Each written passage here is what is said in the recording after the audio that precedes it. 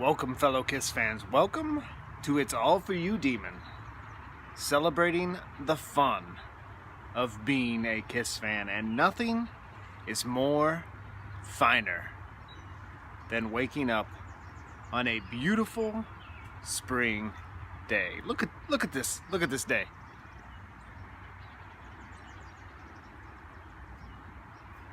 How could anyone be expected to handle school on a day like today? But one thing days like this are made for is talking and enjoying and listening to the 1980 soundtrack of spring, Kiss Unmasked. But before we do that, there are some things we must prepare.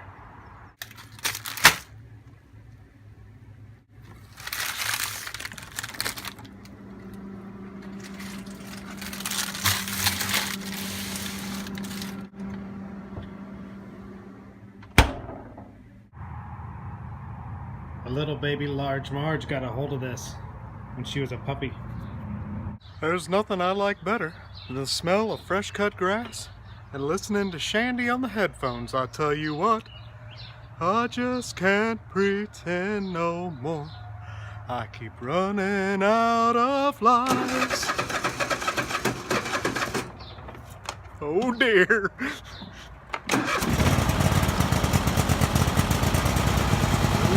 Ooh, yes! It's a really bad Hank Hill. Now, I don't really know the origin of why my friends and myself began associating Unmasked with spring weather. However, if you break it down, it works.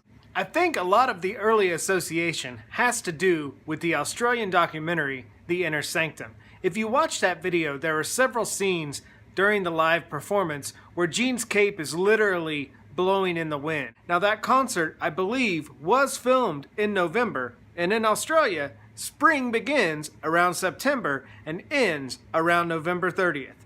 Perfect matchup. And let's not deny it, there is a certain fun to spring. Well, the Unmasked album, there is a certain fun to that album cover.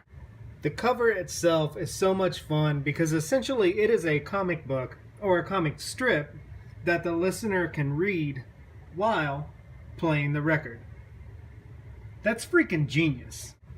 And just the pure fun of the marketing for the album title, with the height of the band being in 1979, going into 1980, one question remained: what do these guys look like without makeup? And it is so clever to name an album Unmasked. I imagine when word was spreading that that was the album title, a lot of kids thought we're going to get to see what they look like.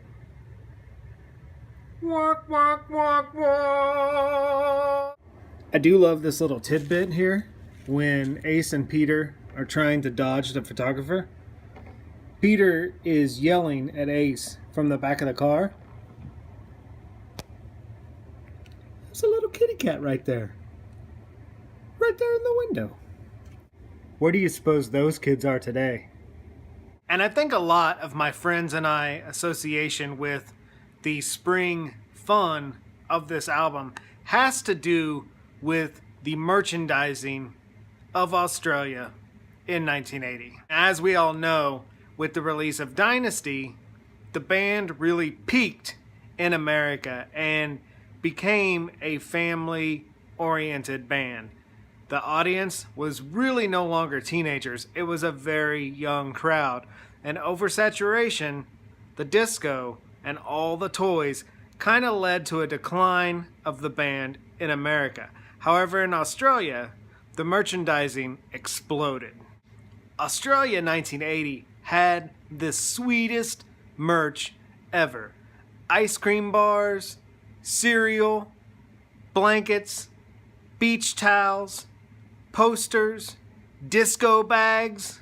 And growing up in the late 1970s and early 1980s with an older sister, feathered hair was a very big thing. I remember as a kid being in Kmart constantly with my sister, shopping for those clear, goody hairbrushes. Well, in Australia, they had the Lady Jane. And I can totally imagine, had my family lived in Australia, my sister would have had one of these.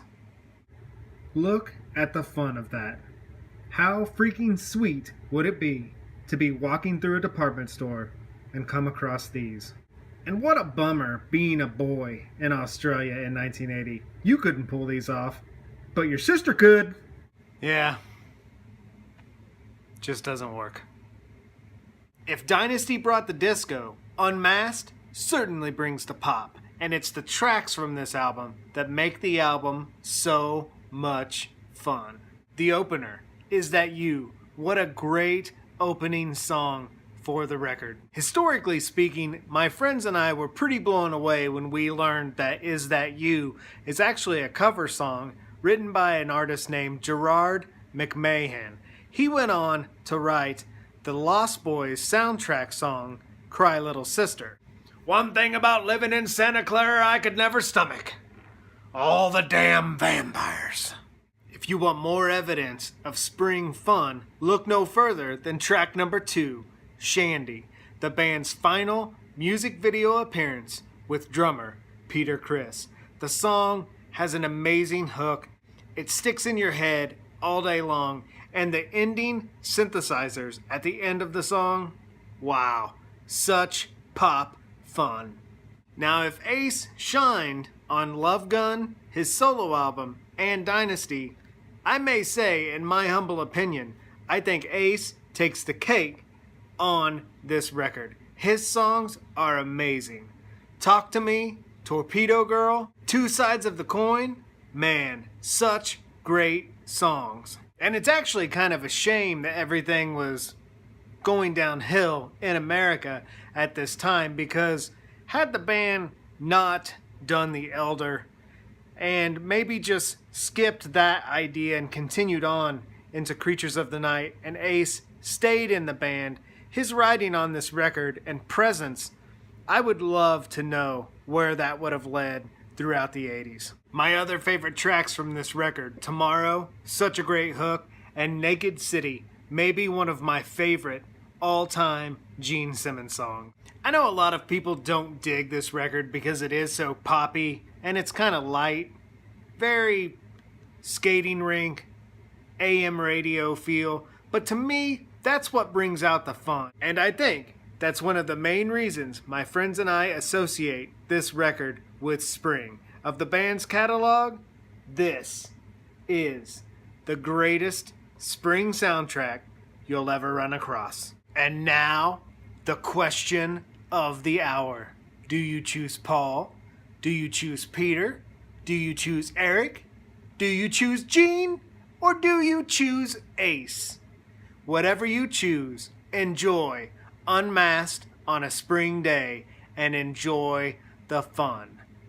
Myself, I think I'm going to have to go with a good old-fashioned Star Child grape. Thank you for hanging with me. Take care, be safe, and I will talk to you soon.